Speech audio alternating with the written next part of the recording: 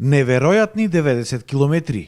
Толку ќе треба да истрчаат маратонците кои овој викенд во Прилеп ќе учествуваат на 6-тиот поред планински ултрамаратон, насловен како По стапките на Крали Марко или Крали Марко Трейлс. Маратонот е поделен во 4 трки. Главната трка, која е долга 90 километри, е насловена како Крали Марко Ултра Трейл. Ваков вид на трка за прв пат се организира во Македонија. 60 учесници кои се пријавени да ја трчаат оваа далечина ќе стартуваат во сабота во 23 часот од населбата Варош кај Прилеп и планирано е да трчаат цели 22 часа без прекин. Трката треба да заврши некаде околу 21 часот наредниот ден во неделата. Во некој 80% од патеката е обезбедена со маркација, 100% е обезбедена со маркација, меѓутоа од тие 80% се со рефлектирачка маркација. Значи секој од надпреварувачите си има задолжителна опрема која што треба да ја поседува. Таа треба да ја покаже при продигнување на стартен пакет, како и мора да ја носи со себе во мало ранче. Таа вклучува челна лампа, резерва батерија, мобилен телефон, јакна и така натаму.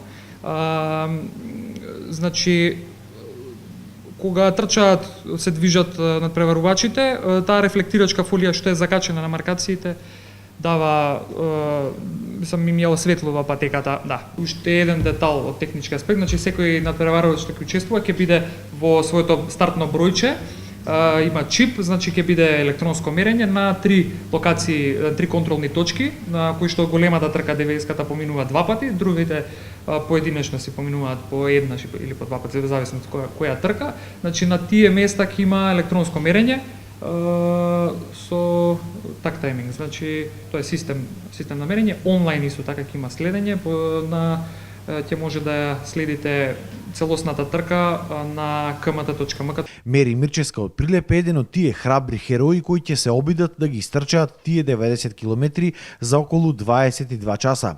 Таа вели дека за еден ваков потфат, освен физичка, потребна и голема психичка подготвеност. Колку време се занимаваш со планинско трчање?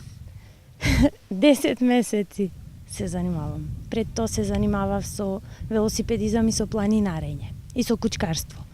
Како започна баш љубовта кон планинското трчање и зошто?